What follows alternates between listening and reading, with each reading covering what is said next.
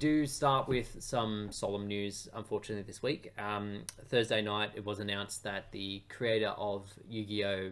Manga and the series, Kazuki Takahashi, was found dead off the coasts of Japan in his snorkeling gear.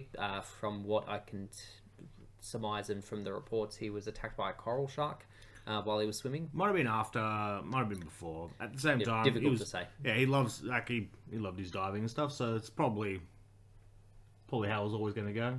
Yeah. Scuba divers, crazy. Yeah, so it is a bit sad. He was 59, from what I can remember, so still relatively young in the grand scheme of things. Yeah, and that's the thing. So he would have this has been going for 20 years. So as far as I can, So he's come up with this pretty late. I mean, it is young for a man, but to come up with such a pivotal idea for kids. Well, he would have done it in his late 20s, early 30s.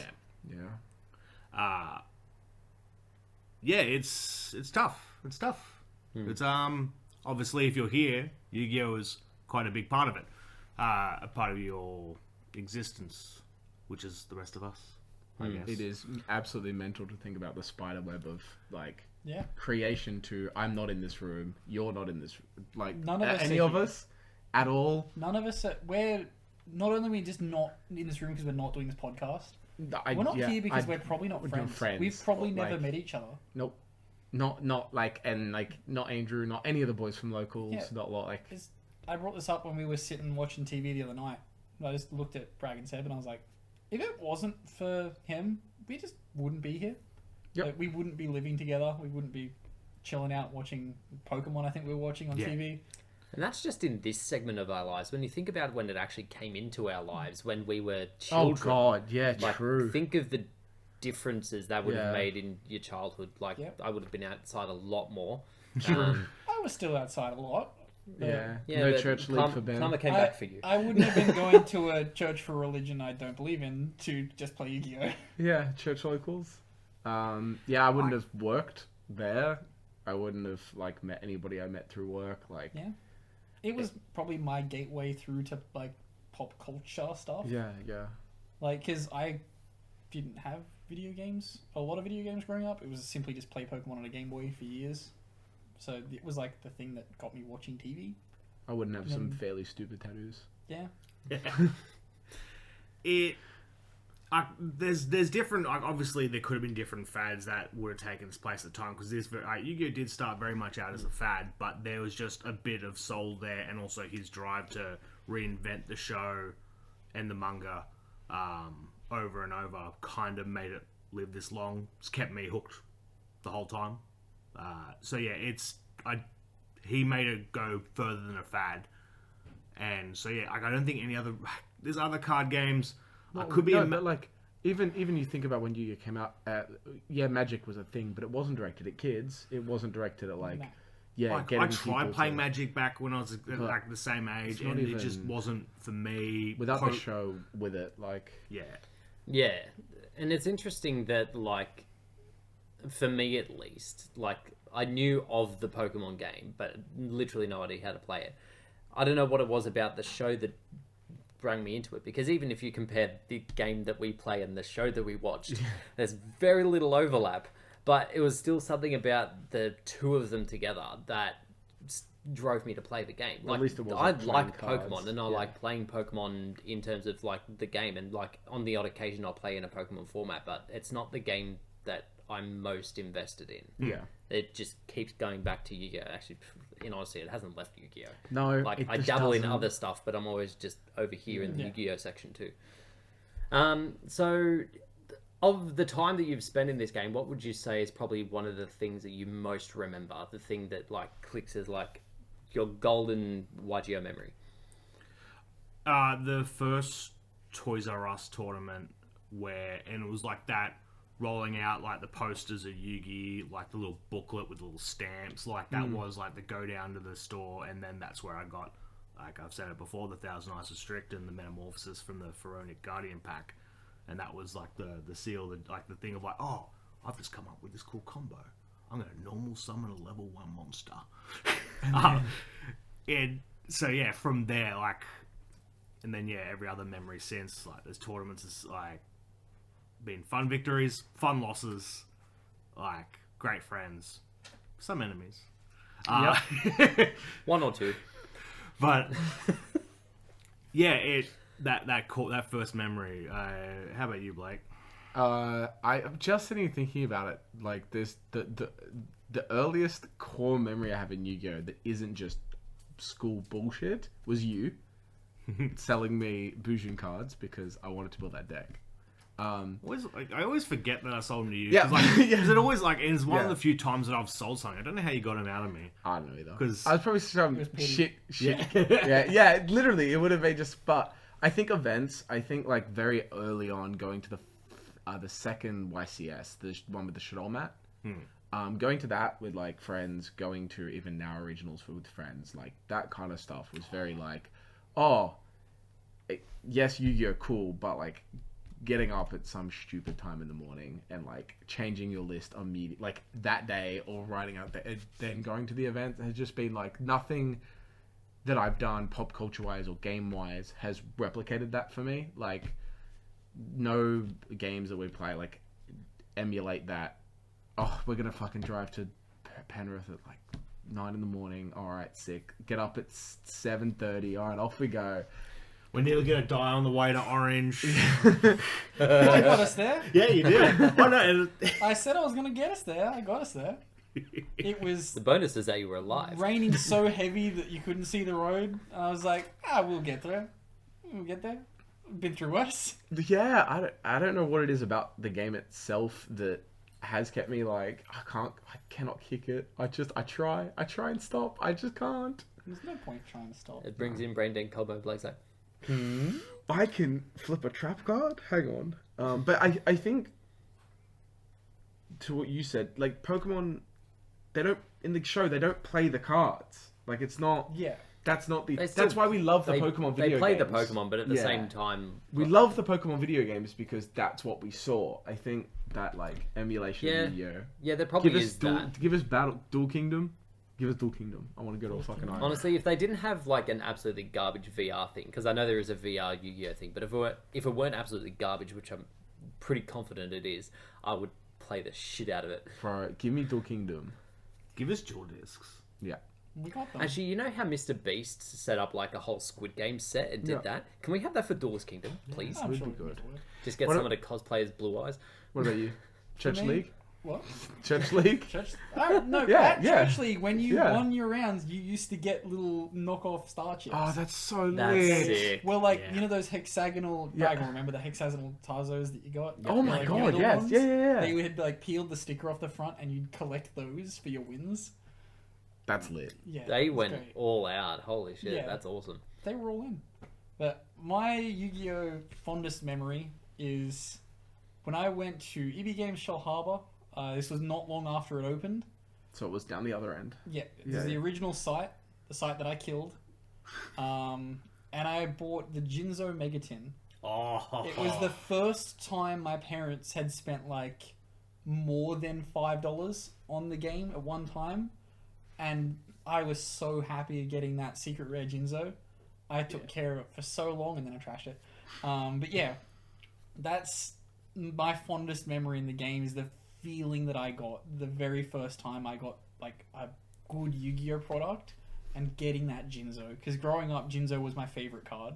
Like when I was a wee lad, it was Jinzo. Every deck I had, no matter what I was playing, if it was competent, if it was not, Jinzo was there. Like when I was playing Protect the Wave Motion Cannon, Jinzo actually wasn't that bad because a lot of spell and trap removal was trap based. But Jinzo, yeah, that's 100% Oh, my those tins favorite work Yu-Gi-Oh game. really cool. Those Like are yeah, so good. especially They're the impossible to open now. Open Yeah. now, though. Yeah, Are they? Are they just like Oh yeah, sick, my rusted XYZ shut? They're Dragon rusted Cannon shut. tin is I remember getting the one with Light and Darkness Dragon in it. Ooh. Yeah, I don't know why. It was just GX era stuff that I was Also, like, that was give this. that was such a good tin as well. Like that's such a good idea because like that card needed to be accessible.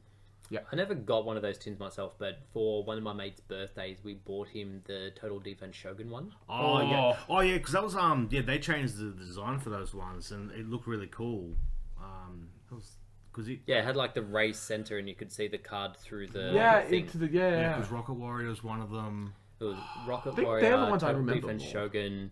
The purple one. The purple one's the one I got. I feel like it was Amazonas, or maybe he pulled an Amazonas card. I remember him opening the thing like the Total Defense Shogun. He was super.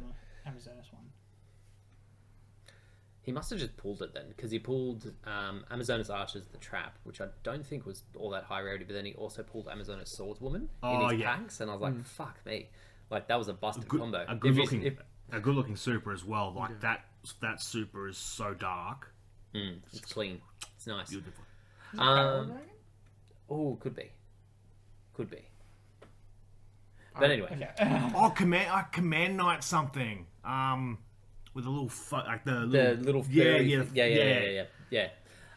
So yeah, my core memory, and it does stretch over a period of time, is the 1 year so far that we had a proper Good Games store championship series saga, and that was probably the best year that I've ever had in the game in terms of competitiveness. So at store level, I came second. I was versing Chad in the finals, and it was basically a mirror match. Both of us were playing Hand Trap Invoked. Normal. No. Pretty much. It was like, who can see more of the hand traps plus Alistair? Yeah. It ended up being Chad, obviously, because Chad. He couldn't end up going to the States, which was sad. That's just, again, Chad things. Went to Good Games Wollongong, Sydney, for the state championship. Beat Lewis in the second last game.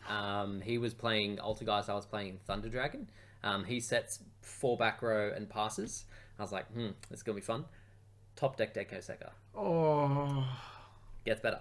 Normal Denko Sekka. He chains Solemn Judgment. Yep. I chain Red Rebuke. Oh. And he's Solemn Judgment, original cover. And then beat some garbage Cyber Dragon player who played into Imperm Qualm twice. And then, came third at state level. And then got like the trip to PAX and all that, and the timing of that couldn't have been better because that was not long after I got made redundant at my job. So like I was in a bit of a miserable position, but that was like a little getaway for me to sort of clear my head. Went with Tom because he was going to PAX. You were at PAX as well, doing a panel for Pogo. Yeah, that was just a good time. That was a great time. Yeah, I had my redundancy payout. I had a great time. And then came to the day, and I was playing, you wouldn't believe it, Invoke. Got to the semi-finals versing Thunder Dragon, and because we've played in Swiss, I was undefeated in Swiss, but I'd versed him in Swiss, and he knew that I was playing a going second deck, made me go first. Brick did nothing, lost that game. Then game 2, he set up Colossus Titan, what's her name? Curious with the Snow Engrave. And like I just had all search cards, so like I eventually got to Unicorn, bounced the Colossus. I think I evenly before that, so it's just the Colossus that I had to deal with. And then got in my own head a lot and just completely fucked up from there.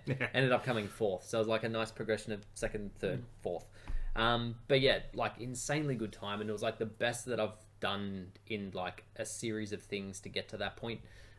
So I hold that whole series in pretty high regard. I wish they did it again. It makes me sad that more they structure. God, why do I remember like so hardcore buying fake cards from the corner?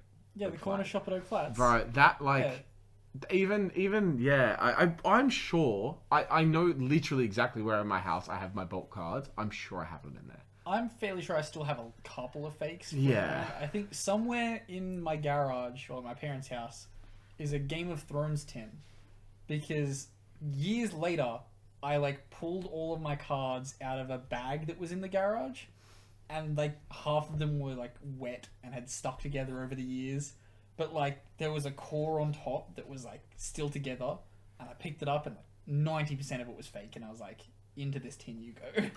That tin is probably still in that garage somewhere, and probably rusted shut. Yep. That's fine, it protects them. Yeah. And it shows a fake Blue Eyes White Dragon in there from that corner shop. Yeah, like genuinely I would like to use them for tokens or something, but I don't know, that whole period of like, and as you said, like anything you could get at that time was so valuable. It was like, okay, I had to go to Miranda to get my first packs. I think Yeah. Bragg was the same. Yeah, Miranda got the starter deck, and that was like that was such a long time ago on like the Saturday afternoon or something, and then having to wait to the Monday to go and play with it, I was like, oh, The very first cards that I got, we literally went to Warrawong, Westfield, now Plaza, and went to like some like little shop that they had that sold them. They You were bought fake cards. 100% fake. Yeah, okay, cool. But it was like the fake Pegasus structure deck that I got. yeah. But at that point, like the No, fake and real it's thing, fine. it was blurred It's lines. No whatever. one knew. But I was so hyped because I was going to a mate's birthday party after, so I brought it with me. But no one else had their cards, so I was sitting there just being like, "My Two Blue Eyes is really cool." So, on that, I got my first structure deck from the Kmart that used to be at Shell Harbour Square. oh I yeah, got yeah. my Yugi one from there. And when Seb cracked open his OG starter deck, when we opened it that time, the smell was the exact Oh same. yes, That After original it all must these have been how it years, was like pressed and cut. That Yeah. just like Yeah, the smell was identical. And Yeah. I was like, this smell it's takes so me back good. to being 7 years old Oh. and getting my first starter deck. Oh, I'm wondering. I'm not sure if anyone else, like moving away from the card game a tiny bit to the anime. Did anyone else like over lockdown, like in that beginning of that, where we just went and binged like a fair portion of it? Did anyone else get into? Yeah, Yeah, I like, did, yeah. I'm pretty sure it's gonna be the same for a lot of people. Like I tried. I I tried so got hard. into GX, the bro. virtual world arc, and I was like, And that's as far as you need to go. That first season was so much better than I remembered. I guess because of how it was released and like the weird thing with like whatever channel it was on is that they only play up to a certain point and then reset because it's not out. Yeah. I had the DVDs up until they finish in the Maze Against the Paradox Brothers. Yeah, And he Okay. literally opens the doors and the episode ends. And that's just where I had to. yeah. And I must have watched that 50 times. So This- in lockdown being like, what's after the door? Show me! This man did not go to the Go Low fire sale and bought all the DVDs. No, I did not. I got mine from Kmart. I got one DVD, and it was on clearance. It was the DVD for the arc between seasons 1 and 2. Oh, where it's yeah, the Duke yeah, Devlin and Dance Dance Revolution and Dungeon Dice Monsters. Yeah. So I was obsessed with Dungeon Dice Monsters because I had watched those episodes repeatedly. I still want Dungeon Dice Monsters. Luke has I them, was right? gonna buy one on eBay a few weeks ago, but it sold before I got a chance. Because the booster packs are so expensive, I didn't Oh, yeah, buy it on it- the spot. Like I remember I made like a homemade one when I was a kid. Me and my brother played it. We did too. Yeah, Me and we're- my mates. It We're was just like, oh, we can just draw the map. Like none we'll of us just had the figurines though, so like we just used random objects as like this knight piece is the Dark Magician, this pawn is Karibo. I Yeah, know, you can- this you can takes still me get, back like, to another old starter Yu-Gi-Oh sets. memory. The one thing that I ever got my auntie to buy me was Dungeon Dice Monsters from Target at Shell Harbour. It was because it was very rare that I got taken care of by my aunts and yeah. uncles, and this was just after my pop had died, so this would have been years ago. And yeah, so my parents were off sorting out something, so I was off with my auntie, and she took me up the square, and yeah, she got me Dungeon Dice Monsters because I saw it and I was like, I have to have this, and she was like, how do I say no to this kid? Yeah, And I was nah. like, cool.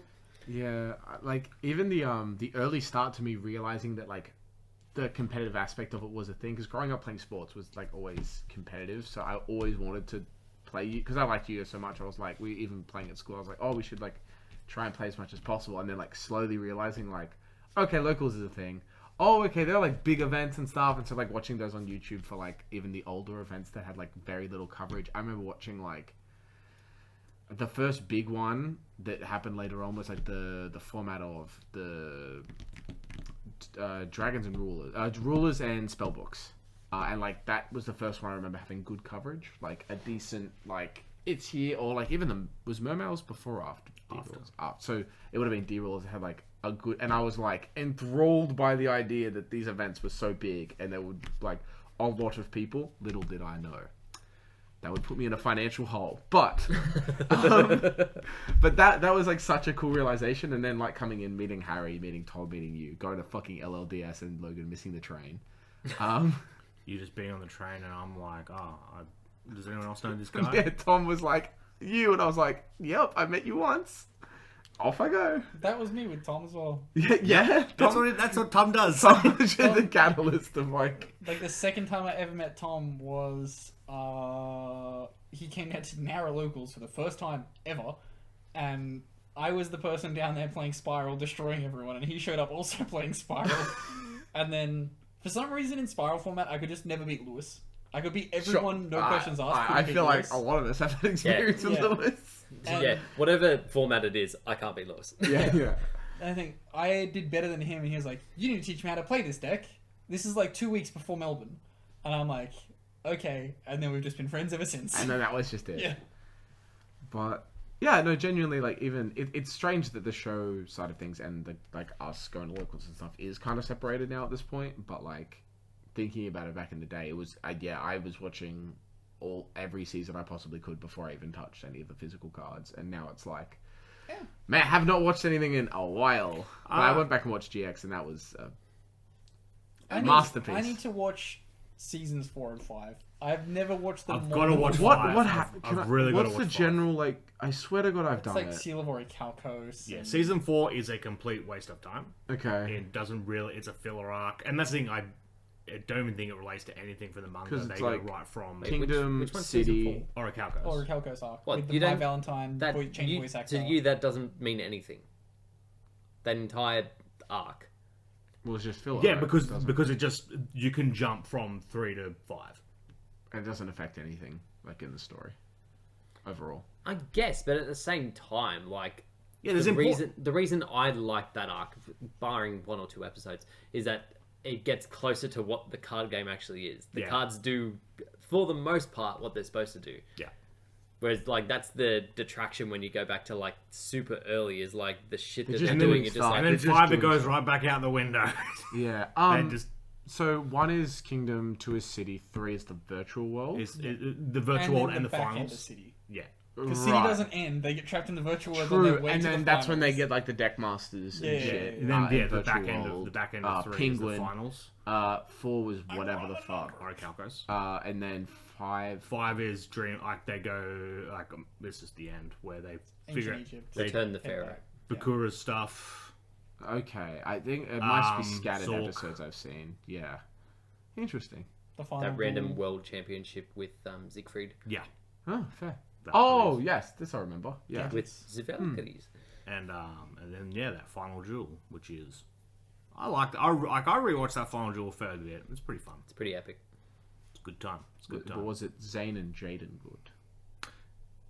No, it was better than Zayn and Jane. Yes. And I rate Zayn and Jane. Yeah, it was good. But they had 2, right? 1 was a draw. Anyway. Yeah. At the end of the day, thank you very much. Thank you, Kazuki. You have changed our lives. And given us random people that we would never have met, but Yeah. All my roommates, yep. like, Every have been single that, one. like, Everyone. yeah. And it's all like, whenever anything else is going on, I can go back to, hey, what's going on in Yu-Gi-Oh? I can read effects, read combos, make a deck. Because there'll be so many times, on a Saturday afternoon, I don't do anything else. I'll just sit here and build a deck. So thank you. Thank you. Hey guys, it's Jake here from Cowboy for Game. Thank you so much for watching. If you've liked what you've seen today, check out the description below. You'll find a link to subscribe to our channel, where you'll find a heap more content. More content? More content, so much more content. Like what? So much more podcasts, deck lists, and highlight clips like you've seen today. Subscribe.